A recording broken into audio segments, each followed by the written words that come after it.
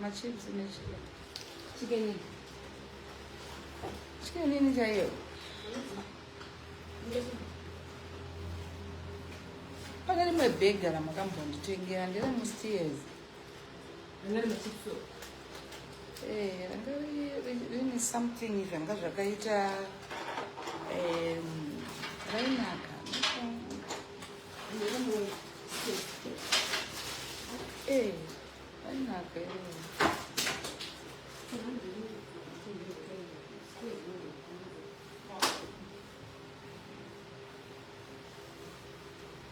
Pastiesa.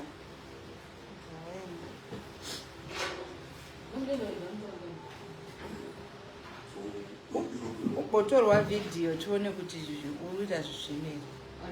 Ya unomutirakidza tiona kuti urikuita zvinhu zvisvineri. InDrive. Aiwa anotikwira InDrive. Muda go. Oh. Just All right.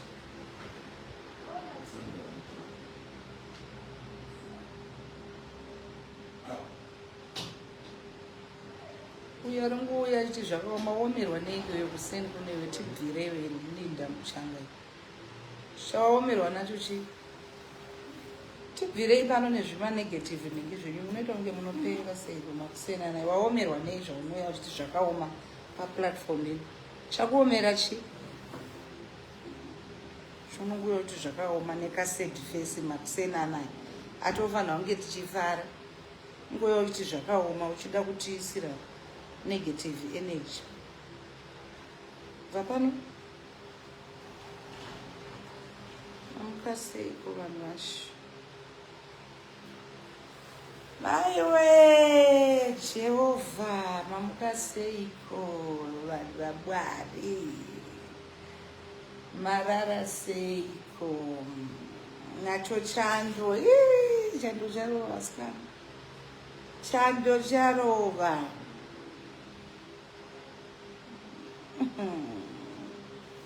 Ndakasunga dhugu. Mupararara wangu unopindwa nechando saka I want to grow my hair. Vhudzi rimbokura because mupararara unorwa nechando. Komarara seko. Good morning, Rose. Tapiwa Simango. Panasheru Papa. Blessing Yarutso. Mamukaseiko guys. Kuri sei kudzimba dzenyu, kuri seiko kumabasa enyu, kuri seiko wherever you are. Ini ndiri right zvangu. Ndinofara maningi. Tati timboya titi mwinyi. Mbuya anovari right zvekuti. Vanofara makusena naye. Kwandiri kuno kuri right zvekuti. Tati timboti mwinyi timbotaura. Tagarisa tisingambotaura nyaya yemafuta. Winter inoyi vanhu vobu vanosviba kuti winter inoyi ugoshaya kuti chiko chiri kunetsa munhu anga akazvitsvukira. Winter inoyi vanhu vanoti kusviba. Saka tati timbotaura nenhau yemafuta anozorwa munguva yewinter. Munguva yewinter inoda kuwanzwa maoils. Kasawanza maoils munguva yewinter skin inokreka, inokreka. Obva wasviba, you are wondering sei ndiri kusviba nguva yewinter inoyi. Inhau yekuti hausi kuwanza maoils. So I'm here nemafuta edu ekufeli glow. Ndagarisa ndisingataure zvefeli glow. Munozovara iro. Uyai mutenge mafuta edu. Uyai mutenge sipo dzinoita kuti utsvukire munguva yewinter inoyi. Nekuti wakasatsvukira munguva yewinter inoyi, hanzi bodies and skins are made in winter. Uyai mutenge mulato. Muri kuona sipo iyi nesipo iyi. This soap is from Nigeria. Inonzi Misiano soap. Inonakisa ganda. Makanda mazhinji anoshata munguva yewinter nekuti munenge musingazive zvekuzora. Sipo yamuri kuona inonakisa ganda rigopfava rigoita kunge baby skin. Inonzi Misiano soap zigaba rese $50. Iyi sipo iyi inonzi Molato soap iyi. Iyi sipo iyi inozorwa ukangozora a week. Sipo iyi inonzi Molato. Ukangoita a week nayo sipo iyi ninge wakunditaurira zvimwe ganda rako rinenge rachinja. Wati mbu unoziva kunonzi kuti mbu ndo zvainoita. Inonzi Molato soap. 250 mils inoita $30. Iyi inoita $50. Inonzi Misiano all the way from Nigeria. Manye mutore sipo dzinonakisa makanda. Munhu kuti ganda rako rinake unofanira kuzora zvinhu zvinoenderana. Problem yenyu imimi munosanganisa mafuta, mangwana wazora Doves, mangwana wazora Jedi, mangwana wazora Nivea, mangwana wazora chakati. Ganda rinoziva sei kuti ichi ndicho chinobvumirana neni. Chimboitwa nguva yekutora makombo. Kombo unyatsoti kombo yako yekunakisa ganda, kombo yako yekutsvukisa ganda, kombo yako yekulaitena ganda, kombo yako yekuti ganda ritsetsepe. Ende pane chinhu chandinoda kutaura hangu chandakaona kune skin vendors. Asikana vanhu vanotengesa products emaskin, ngatisiyanei nenyaya yekufirita skin uchitengesera munhu wakazvifirita. Ndinoona zvangu kana kumatiktok kunyanya Facebook haifirite zvayo. Kana uchida kuona ganda remunhu ita huya yeke uri kufacebook zvandakaita izvi unotoona kuti aiwa ndizvo zvakaita ganda rawo. But maskin vendors ari kutengesa mafuta especially kuna TikTok. Ngatirisiyanini system yekunyebera vanhu. Wazvifirita hako nechifirita chako chakanaka oyo voti ganda rangu ndiri kuzora zvakati. It's bad because munhu anenge achida kunyatsoona results. Ngatiuye yeke tichitengesa skin products edu tichirakidza vanhu tisina kufirita. Like ipapa painyanya ndimukona ndakatodai so ndikuedza kukurakidzai manakles angu. Manakles kuno kuti tinopedza manakles. Vanhu vanotengesa mafuta vazhinji vari kutadza kupedza manakles evanhu. Munhu anogona kunaka skin yese obva asara akaita manakles. Andimukona ndanyatsomaisa page wangu kuti munyatsoona. Anditi kana muri kuona nako rangu rakaenzana neganda rangu zvakanyatsoenderana. Kuno kuti nenako kombe kuti kana uchizora mafuta ako aya tomboti pamwe uri kubleacha kuno kuzvedu hati bleach. We always say kuti ngatishandise mafuta ari dangerous vanhu vanozora. Kana iwewe uchibleacha because skin products it's your choice. Kuti uruda kubleach hanzi it's your choice, uruda kutsvuka it's your choice, uruda kudii. But isusu we don't encourage people to bleach, especially nezvinhu zvinokupisa because bleached skin inonetsa kugadzira mangwana, especially ikatsva recovery awo chaiwo anonetsa. So kunoku kune vanhu vaive vakableacha vakangotsvuka face chete kumwe kwese nemanaples zvakasviba. Tikuti uye mutore nako kombo yedu iyi. Muri kuona nako kombo yedu iyi yakadai so iyi. Nyangwe ane manakles ane nharo dzakaita sei ari kuti inini ndakundikana ari kufamba akapfeka magloves. Wakauya kuno kukatora nako kombo ishi yakangodai so iyi. Inoita $25, yaimboita $30 but tine promo yatiri kuita. So just for $20 ukatora nako kombo iyi. Chero nakuru rako rikanzi nderemweya wetsvina. So long riri nako rakakonzereswa nemafuta ichamvarichi chinopedza $25. Usanyare kuuya kuno ndo kwatinogadzirisa vanhu makanda, ndo kwatinoita kuti vanhu vave ne one skin yakafanana throughout. So uya utore nako kombo inoi uzorewo nako kombo usati kwese kwakanaka maoko toti tirakidzewo kamaoko enyu munovhara nemagokora. Inoshanda futi pamagokora, inoshanda futi pamabvi anenge akasviba aya. Vari kupinda vari kundikwazisa muri sei matosvika ndapakati. Nhasi tikumbotaura zvemakanda, ndagarisa ndisingataure zvemakanda. Kune vamwe vanhu vaive vakatsva vachida kumaintaina skin yavo. Tine shea butter. Shea butter is good for the skin, especially muchando munomu. Uye mutore shea butter icorrecte makanda kunyanya vana teenagers, even munhu mukuru chaiyo wakazora shea butter inobatsira kudzosa skin. Basa reshea butter unoona kana skin yanyanya kurembuka, skin yanyanya kutepuka. Pane skin inozorwa mafuta zvekuti unenge uchatoona tsinga dzemukati. Skin haichaoneki, haichisina kusimba. If you put shea butter inoi ne black soap, I think black soap vanondipa vasikana. Tine black soap yedu yakabva kuNigeria.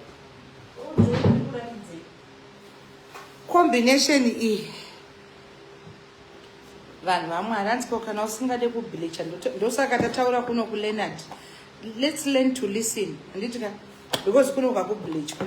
Tikutotaura zvokuti kuno kakubleachwa iwo bvoti kana usingade kubleacha handizivi turi kurevei. Kuno kakubleachwa skin. Yauya Nigerian soap iyi black soap. Wakazora this combo neshea butter unonditaurira unonditenda. Hanzi neuyu tione ifti manako zenyu manako zangu hatina chekuvanza aya nyatsoma screenshot zvako. Andiri kutoona kuti andori nehistory yekuratidza kuti paimbowa black takakwakwanura tikapedza zvese nenako remover yeFelix Glow. Aya manako zangu handiwandisi manako zangu aya nyatsoma screenshot aumaone nderwangu rwoko haruzi romwe munhu uru handiri kutoona kuti panotorakidza kuti pakambenge pakatotiwo tsva. Ndinozora nako remove yandakurakidza. We have moved from knuckles. Taakuno kana wakatsva uchida kudzokera skin yako kuti idzokere pakare is 25. It was 30 but it's 25 now. Tine black soap iyi yekuNigeria inobatsira kudzosa ganda ratsva, ganda rakuoneka skin. Andi munoona chinindi nechskin changu chiri plumpy. Chinokupa a plumpy skin.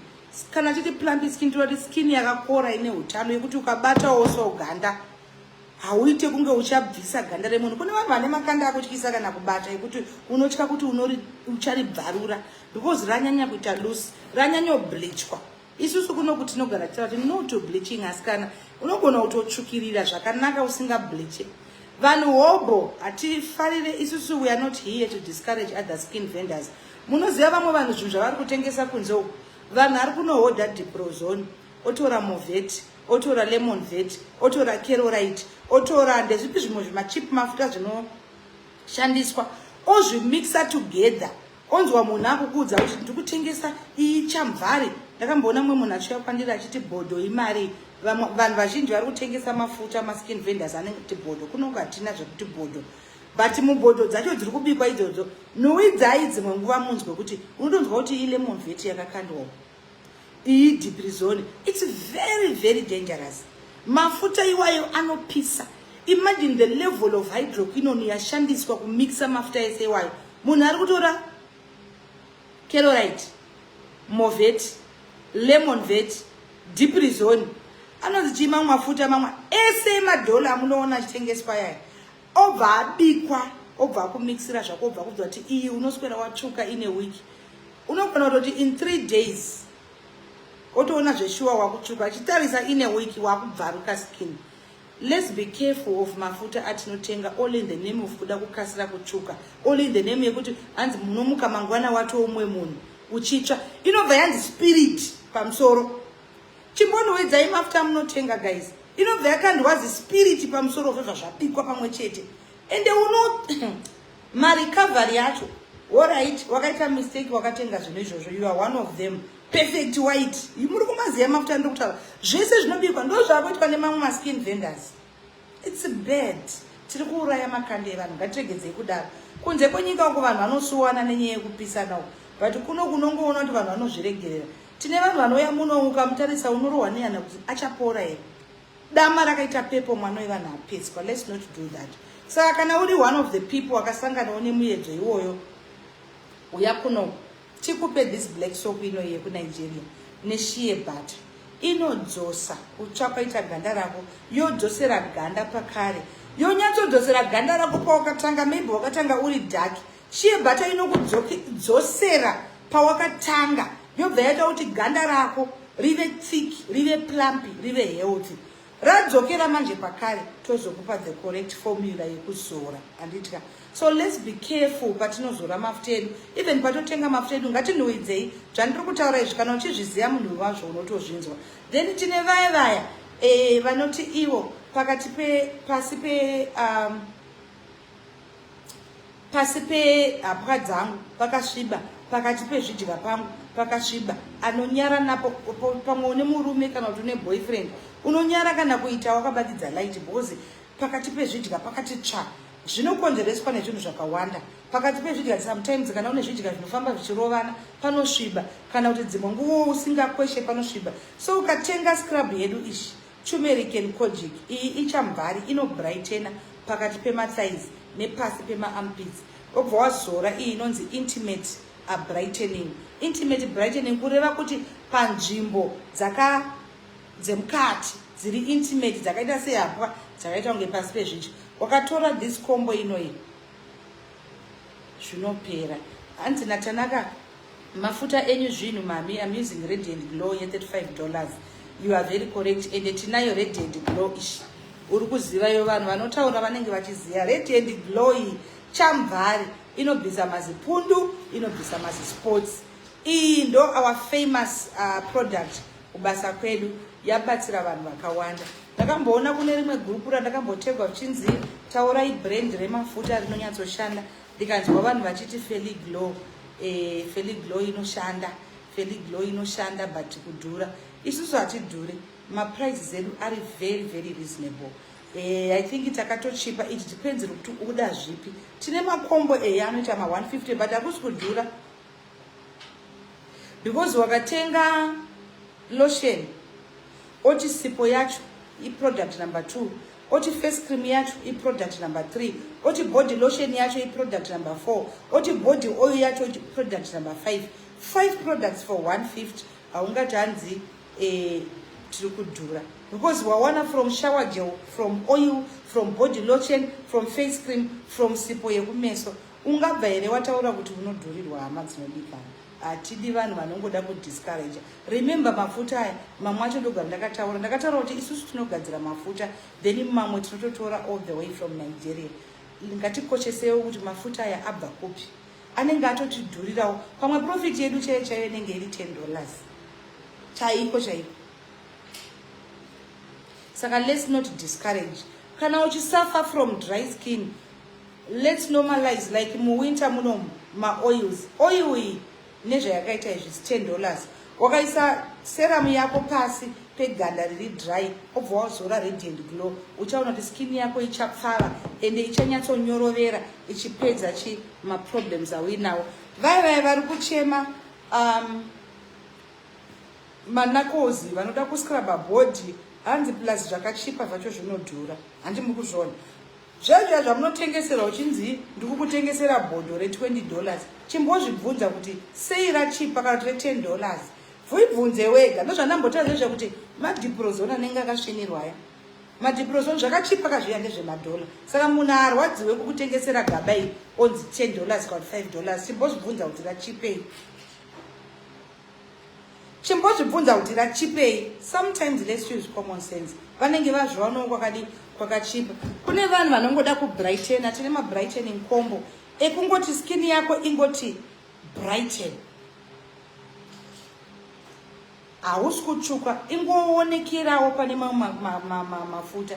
Tinawo ma brightening combo. Tine vanongoda kuglowa.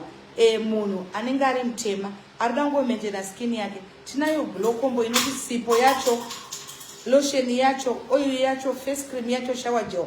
5 ma products akadai so it's $65. Then tine vari kuda kutuka vanhu zvanambotaura zvazvakuti udako kuenda kumuka wakaita hako enda uzomuki wakadaro. It takes about 2 weeks. Inini handifarire kunyebera vanhu kukufadza nenyema kuti uchaona kuti in 3 days. Kune vamwe vanhu vane makanda anokasira kudaira. Tinavo vanhu vanototishamisa even isusu vacho vanotengesa maproducts. Anogona kuti after 3 days okuti amai titiona zvaita ganda rangu. It's good rakasira kuchinja because iganda rako rinokasira kubata. But inini ndinowanzotaura kuti ma results edu ekuFeli Glow anowanzooneka after 2 weeks. Ndo pandinoda kuti chindirakidza before ne after. Saka vai vanokasira kuchinja zvavo makakomborerwa mune makanda enyu anokasira kubata. Zvakutodini ndinofarira kupa munhu a period of 2 weeks kuti tione change. Vanosuffer from mapundu, vanosuffer from melasma, hyperpigmentation, vanosuffer from spots, vari kuda vakatsva from bleaching, vane skin iri uneven, vane skin iri camouflage, vane makanda ari kunetsa vese uyai kuFelly Glow. Isusu we are located at shop number 5 Samora Mall, iri muna Samora Mashel, opposite N1 Hotel. Kana uchida kudeliverirwa esimari chachipoko, kana uda kudeliverirwa tinodeliver wherever you are. If you are around town or you are out of town or you are out of the country, we deliver wherever you go.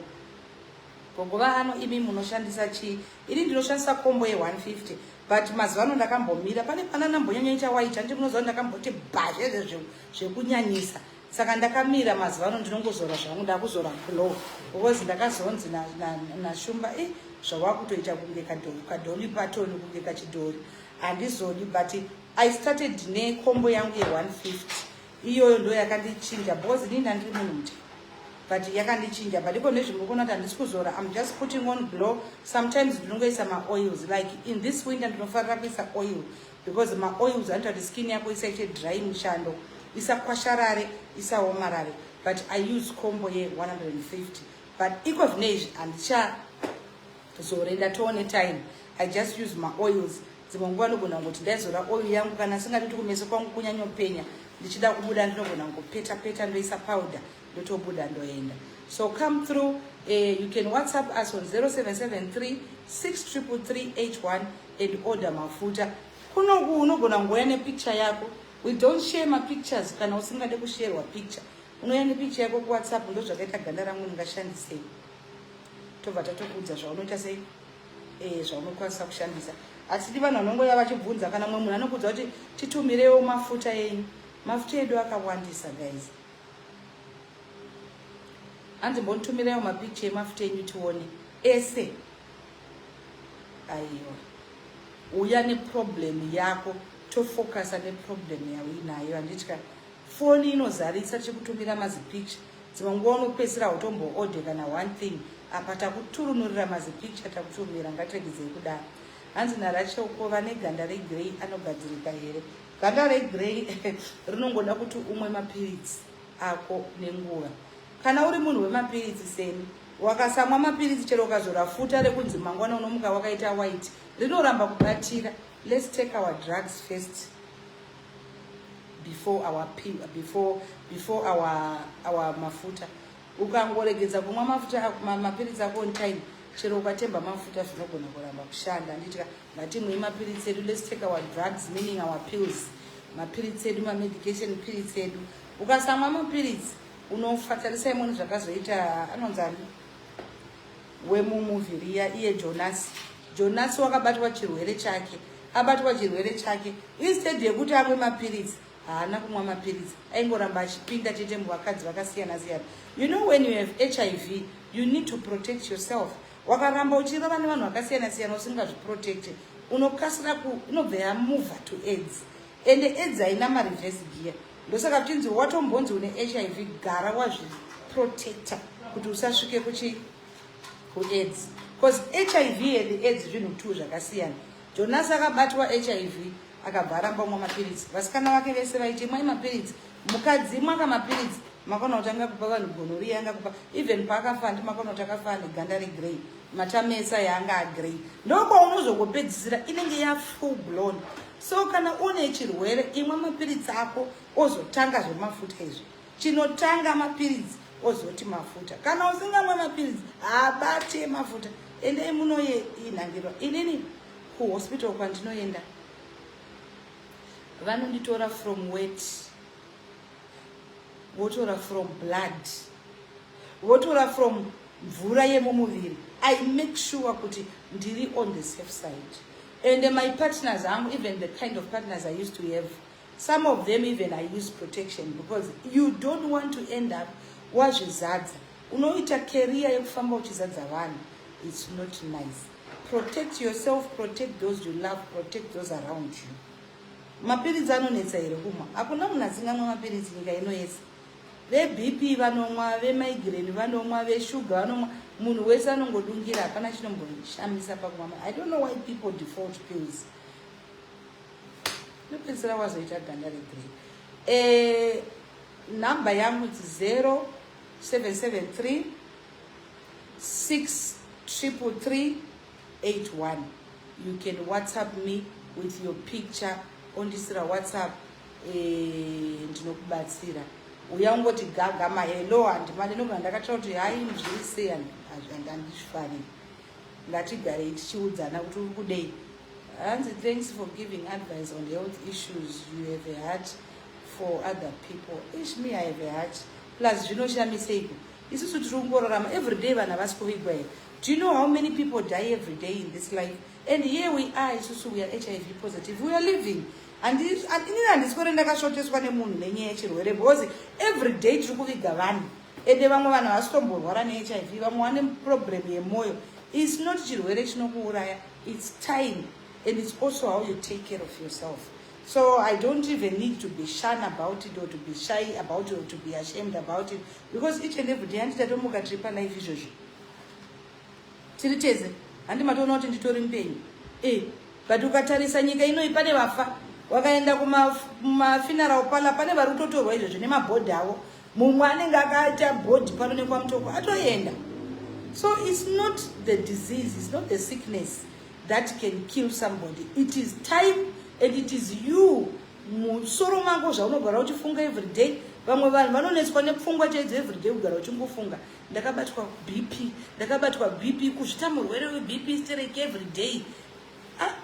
You don't live in the BP. You now focus with BP yacho inorapwa sei, ndorarama sei semunhu ane BP inotaura kuti usafunge, inotaura kuti usafunge zvakawanda. Zveiwo unogara uchifunga unotadza kufa iri, inogara iri mudenga. Have a heart like mine. Inini handigare ndine stress musoro mangu. Ndakatozviudza kuti I don't want stress. I'm a free spirit. I make sure I'm happy. I eat well. I take my meds. And I'm living each and every day. Pane chandisina here chamunacho ini. O pane chamunacho here chandisina ini. Chekuti mungandudza kuti handosaka usina. Murume ndinaye. Ari healthy anondilava. Upenyu hwangu ndinawo. Basa rangu ndikuenda every day. Hama dzangu ndinadzo. I have everything that you have, whether you are healthy or you are not.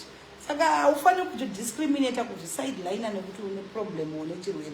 And you don't have to allow people to discriminate you because you une chirwere. If you allow people zveshuwa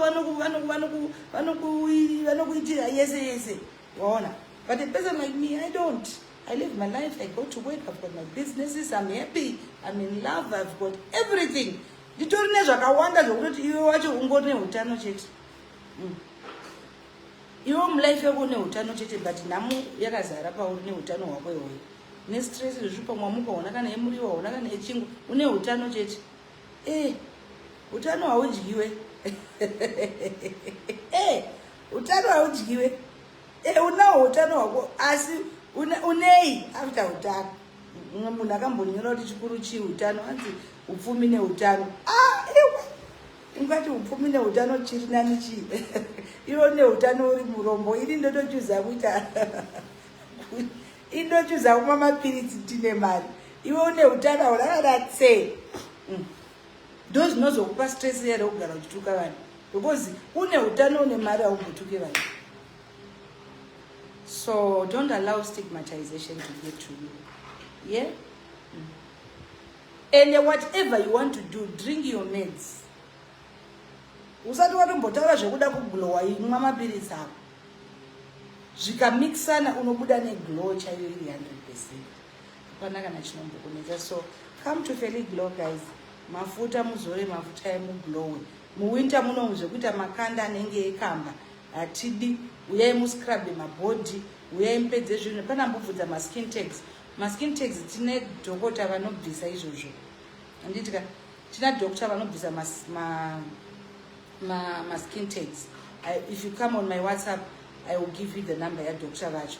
Vanokubatsira kubvisa mhopo ndo zvaari kubvudza iye. Tinobvisa ndobviswa nechimushini. So I think that's all.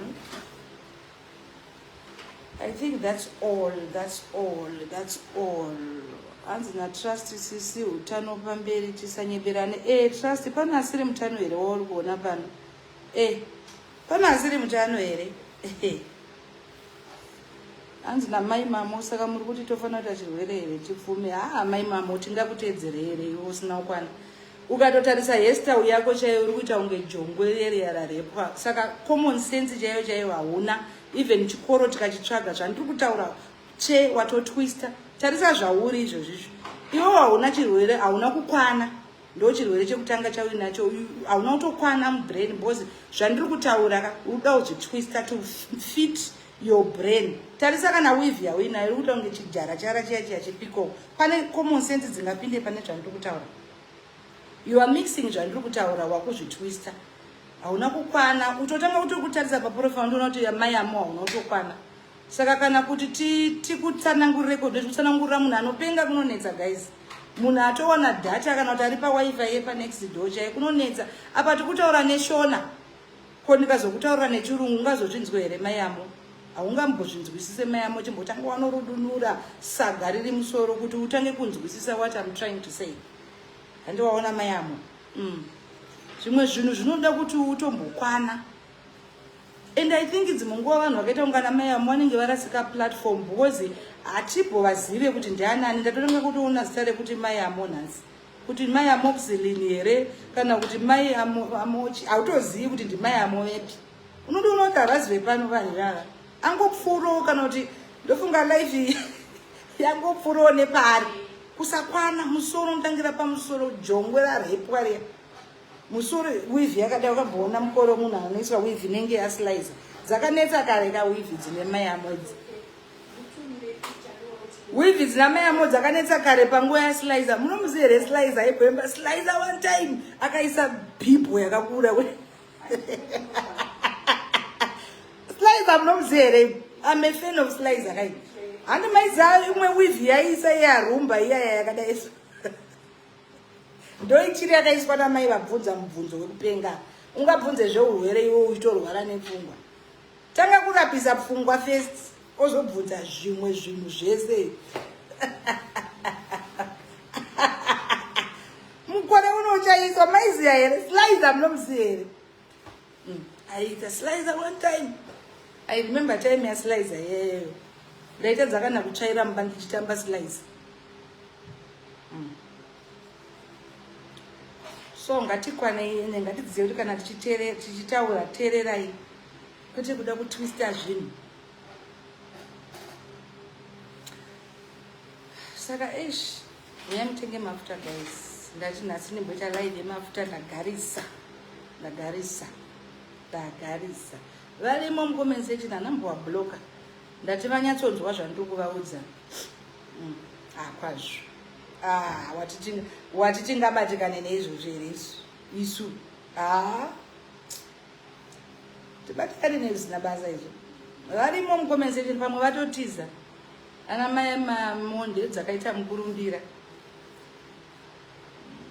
So yeah, mutenge mafuta, mubvise manakosi, mutsvukirire, muglowe, mubvise maspots, mubvise mapundu, uyai mugadzirise skin repair.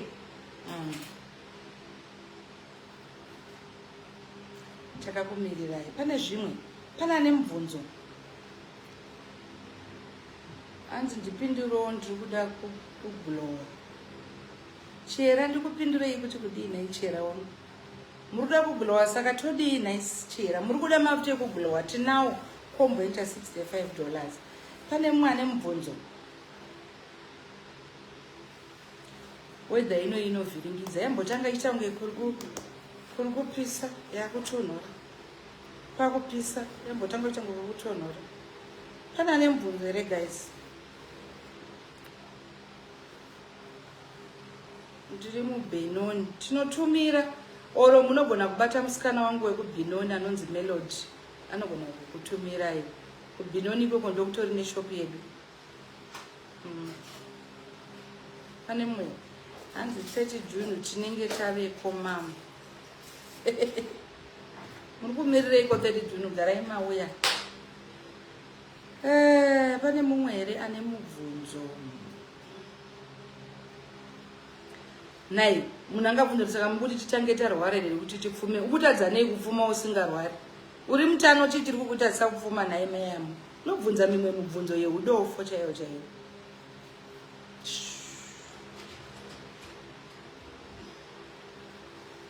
Hello, J. Jacobs. How are you, Mr. J. Jacobs? We'll say Kwamuri. Ndoenda hangu ka.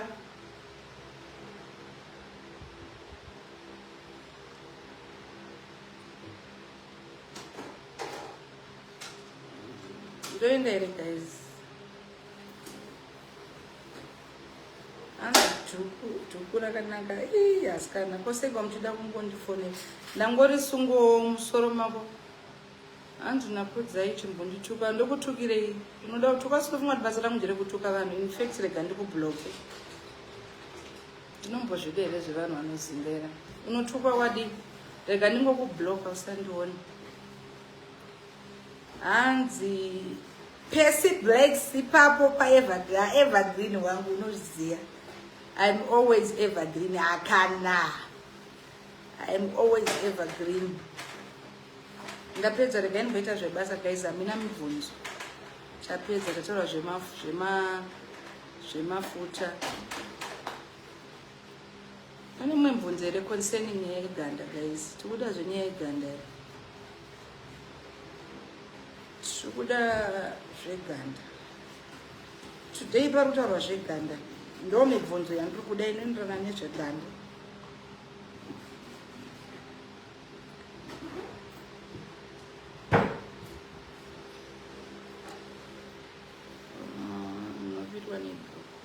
Thank you.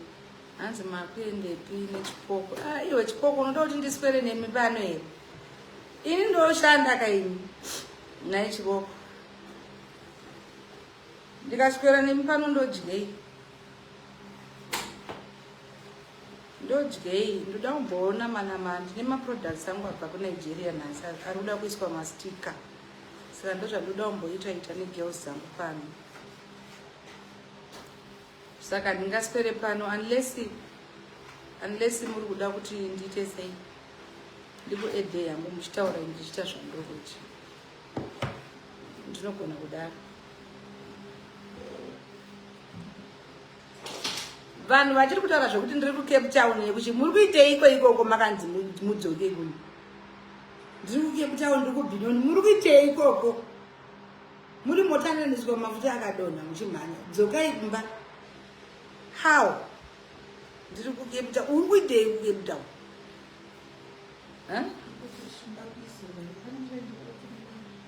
Ida iko kesheshi. Ida kutumira chi? Mari jacket. Ari kubi? Anozotora Friday. Adausara ikokesha. Anozotora Friday guys. Ngaise nemari yekutora. Ngaise kwangu 72.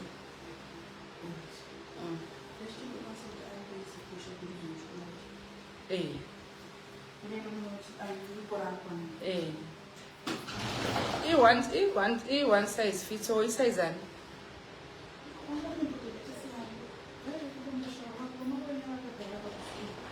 kudomusha wapi?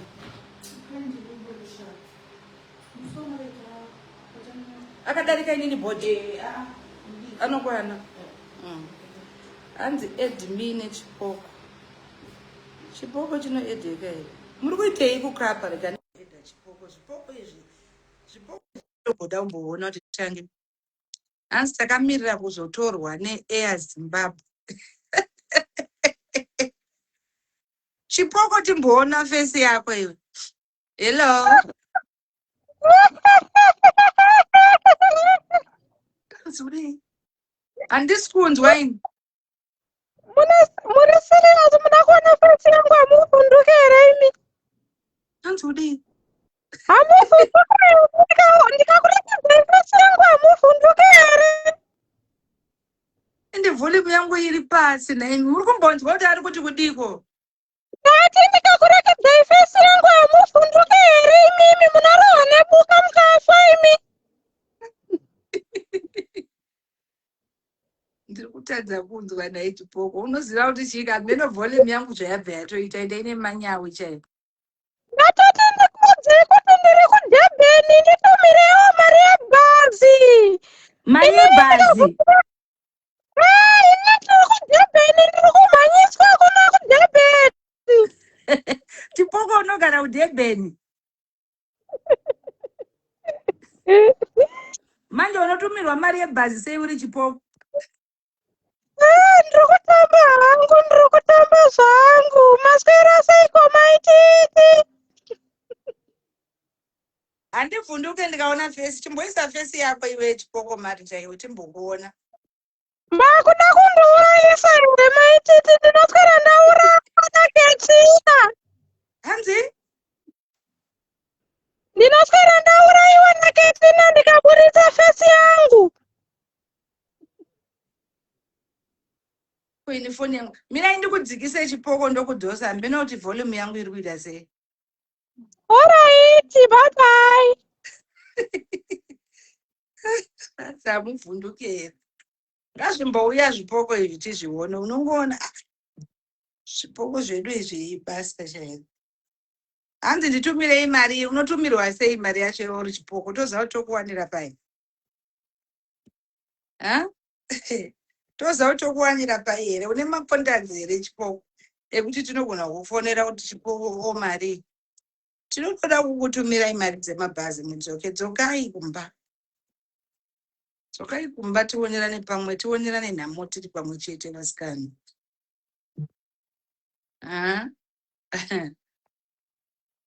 Ndiani mumwe ada kuedwa. Meno volume yangu zvairi kuita.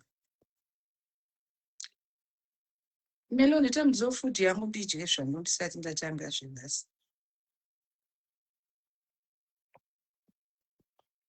Ndiani mumwe ada kuedha. Ada kuedwa. Ndivhuri. Mumwe ada kuedhiwa ndiani.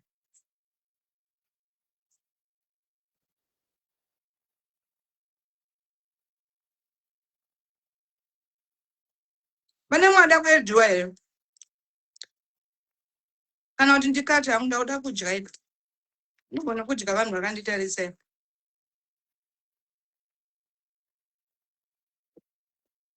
Hanzi food muri kudya ipi? Indodya zvose zvese dai. Izvozvi ndiri kutombodya bhega rekuSteers randoda kutombotesta. Hanzi I want to be your distributor. Alright dear. Kana ndakuda madistributor ndicha-announcewo zvouno. Ndimbonzwa bhega. Mazuva ano ndiri kudyisa. Ndine appetite isingaite guys. Ndiri kungodya chero chinodyiwa. Appetite yandinayo ma1. Hello? Muri sei maititi? Hi dear. Ndiri right, muri sei? Ndiri bo. Volume yangu. Ameno zvairi kuita. Ukundinzwa? Ndiri kunzwa maititi, muri sei? Deidzera tinzwa. Muri sei maititi, muri sei? Ndiri bo but volume yangu Oh, ndangodi kumhoresa.